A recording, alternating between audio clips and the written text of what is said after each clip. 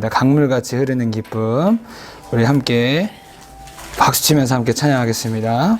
우리 182장 강물같이 흐르는 기쁨 함께 찬양하겠습니다. 강물같이 흐르는 기쁨 성령 강림함이라.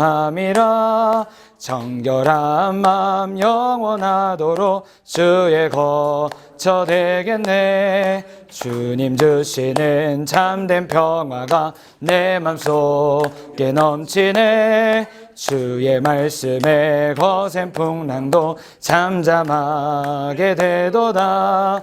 나의 생명 소생케 됨은 성령이 마심이라. 모든 의심 슬픔 사라져 주의 평강 넘치네. 주님 주시는 참된 평화가 내 맘속에 넘치네. 주의 말씀에 거센 풍랑도 잠잠하게 되도다. 하늘에서 단비 내리고 햇빛 찬란함같이 우리 마음에 성령이 많이 주님 보내심이라. 주님 주시는 참된 평화가 내 맘속에 넘치네. 주의 말씀에 거센 풍랑도 잠잠하. 우리 5절 찬양합니다.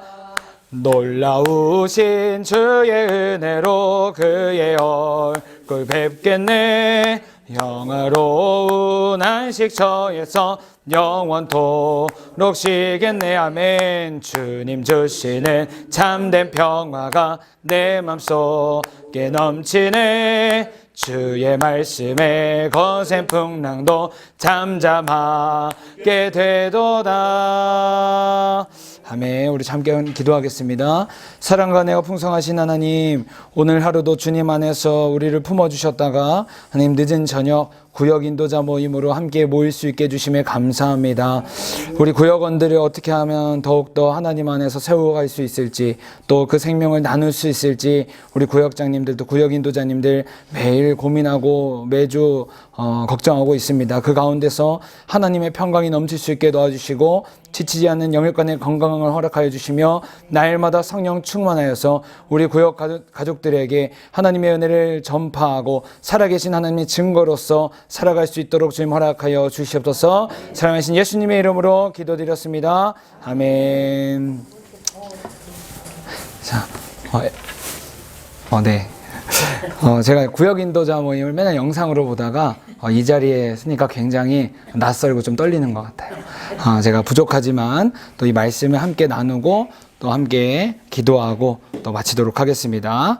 자, 이제 찬양 우리가 끝났고요. 두 번째는 이제 구역 가족과 함께 우리가 한 주 동안의 이야기를 나누는 시간이죠.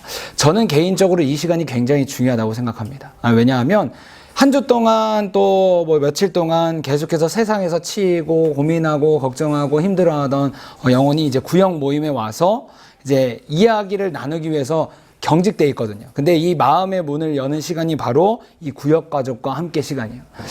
제가 이제 전에 있던 교회에서는 제가 이제 교구 뭐 사역도 하고 또 담임 목사님 따라서 여기저기 이제 구역 예배도 같이 드리고 했었는데 그때 이제 그때 목사님도 제일 중요하게 생각했던 시간이 이 시간이에요. 예를 들어서 이제 이런 거죠. 가벼운 이제 질문이나 뭐 이야기를 하나씩 해주시면 좋을 것 같아요.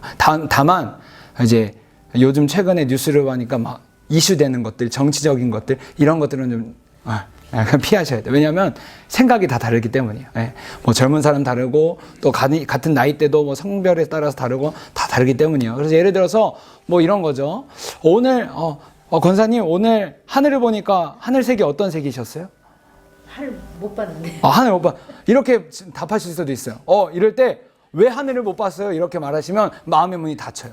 다음 주부터 안 오고 싶어져요. 그러니까 이렇게 대답하셔도 권사님 오늘 많이 바쁘셨구나, 여유가 없으셨구나 라고 이렇게 얘기하고 넘어가시면 돼요. 혹은 또 어떤 권사님한테 어떤 집사님한테 오늘 하늘색이 어떠셨어요? 오늘 하늘색이 노랗던데요? 이렇게 말하면 파란색이어도 노랗다고 말할 수 있죠? 그러니까 네. 집사님 마음에 오늘 노란색이셨군요. 이렇게 그냥 넘어가시면 돼요. 왜냐하면 정답이 없는 시간이기 때문이에요. 중요한 것은 우리가 그 마음을 어떻게 터치하고 들어가느냐, 이게 제일 중요하다는 것입니다. 자, 이제 이렇게 이야기를 나누면 이제 말씀으로 넘어가시면 돼요. 이제 지난주일 말씀이 이렇게 기도하라. 마태복음 6장 9절부터 15절까지 예수님께서 제자들에게 이제 어떻게 기도해야 될지 알려주셨던 말씀이었습니다. 짧게 이야기를 핵심만 짚고 넘어가겠습니다. 자, 주기도문은 우리가 말 그대로 주님께서 우리에게 알려주신 기도문입니다. 그래서 주기도문을 우리가 흔히들 예배 끝나거나 모임이 끝날 때 가장 많이 해요. 그러다 보니까 우리 생각에 어떤 마음이 있냐면 이제 주기도문 한다? 예배 끝났다. 이런 마음이 듭니다. 그런데 주기도문은 단순히 모임을 마치고 예배를 마치는 기도가 아니라 예수님께서 우리에게 어떻게 기도해야 되는지 알려주신 내용, 짧지만 그 안에 핵심 포인트들이 다 들어있는 기도이기 때문에 굉장히 중요하다라고 말할 수 있습니다. 그래서 우리가 이 내용을 골격으로 해서 그 내용을 토대로 우리 주변의 기도 제목들을 계속 늘려가는 거예요. 우리가 거기서부터 파생되는 기도를 같이 하면 참 좋습니다. 지난주에 우리 목사님께서 이 주기도문을 가지고 최소 5번 기도할 수 있을 것 같다라고 말씀하셨어요. 몇 번이요? 5번. 언제냐면 일어나자마자 아침 먹고 점심 먹고 저녁 먹고 또 잠들기 전에 총 5번. 그런데 이 5번뿐만 아니라 수시로 할 수 있다라고도 말씀하셨어요. 예를 들어서 우리가 세상을 살다가 갑자기 어느 날 아무런 일이 없는데 마음의 불안감이 찾아와요. 염려가 생겨요. 고민이 생겨요. 이럴 때 주기도문을 통해서 우리가 사탄 마귀의 유혹을 끊어내고 그런 것들을 결단할 수 있는 기도를 할 수가 있는 거죠. 혹은 반대로 하나님께서 어떠한 마음에 감동을 주셨어요. 근데 어떠한 감동, 내가 구체적으로 어떻게 기도해야 될지 모른다고 했을 때 이 주기도문을 가지고 우리가 함께 먼저 기도하면 참 좋겠다. 그래서 우리가 이 주기도문을 통해서 수시로 기도할 수 있다라는 말씀을 나눴습니다. 그래서 우리가 여기 준비하신 교환을 보시면 총 10가지의 파트로 이 주기도문이 나눠져 있는데 지난주는 딱 3개까지만 나눴습니다. 첫 번째, 하늘에 계신 우리 아버지여 라는 내용을 우리가 먼저 나눴습니다. 어떠한 이 목사님과 또 학자들은 이 하늘에 계신 우리 아버지여 라는 이 선포가 하나님의 집에 들어가는 황금문이다 라고 말해요. 여러분, 우리가 집을 들어가기 위해서는 어떻게 해야 되죠? 그렇죠. 문을 열어야 됩니다. 하나님께서도 우리 안에 들어오시려면 우리의 마음의 문을 열어야 돼요. 왜냐하면 예수님께서는 인격적인 분이시기 때문에 우리가 마음의 문을 열지 않으면 마음대로 들어오셔서 헤집어 놓으시는 분이 아니에요. 그렇기 때문에 하늘에 계신 우리 아버지여 라는 우리가 선포를 통해서 우리의 문을 열고 본격적으로 하나님과의 교제로 우리가 들어갈 수 있다라는 거예요. 동시에 이 하늘에 계신 우리 아버지여 라는 선포는 하나님이 우리 가운데 어떤 분이신가 우리가 고백하는 시간입니다. 성경에는 하나님에 대한 여러 가지 모습들이 있는데 특히나 이 하늘에 계신 하나님이라는 이 선포는 크고 두려우신 하나님, 우리가 경외하는 하나님에 대해서 고백하는 겁니다. 그리고 이렇게 하나님에 대해서 우리가 고백하면 동시에 우리 안에 일어나는 것이 우리가 과연 하나님 앞에서 어떠한 사람들인가, 어떠한 존재인지 우리가 스스로 파악할 수 있다라는 거예요. 두 번째, 이름이 거룩히 여김을 받으시오며 라고 기도합니다.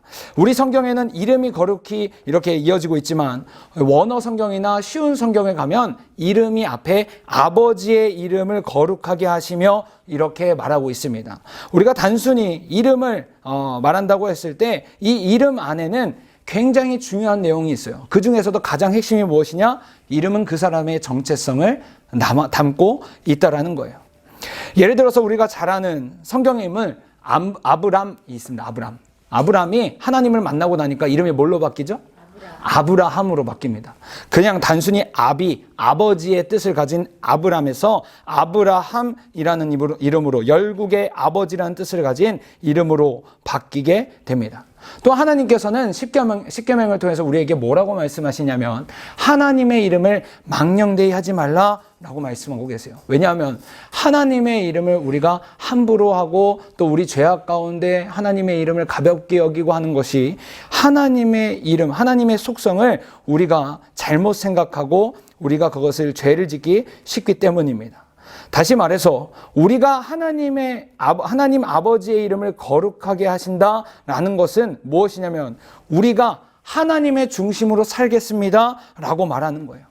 우리가 잘 아는 다윗이라는 인물이 있습니다. 우리가 다윗이라는 이름을 떠올릴 때 제일 다음으로 떠올리는 사람이 누구냐면 바로 골리앗입니다. 골리앗. 이 다윗이 골리앗 앞에 서서 하나님의 이름으로 나아가서 골리앗이 하나님을 조롱하고 하나님의 사람들을 조롱하는 것을 참지 못하고 다윗이 하나님의 이름으로 골리앗 앞에 나가서 그와 함께 싸웠습니다. 이와 마찬가지 이처럼 하나님 아버지의 이름을 우리가 기억하고 그것을 선포하는 것이 우리 삶 가운데 굉장히 중요하다는 거예요. 마지막으로 나라가 임하시오며 라고 말하고 있습니다. 우리 성경에도 나라가 임하시오며 말하고 있지만 앞서 말한 바와 같이 원어 성경이나 쉬운 성경에 가면 아버지의 나라가 오게 하시며 라고 말하고 있습니다. 이 아버지의 나라가 오게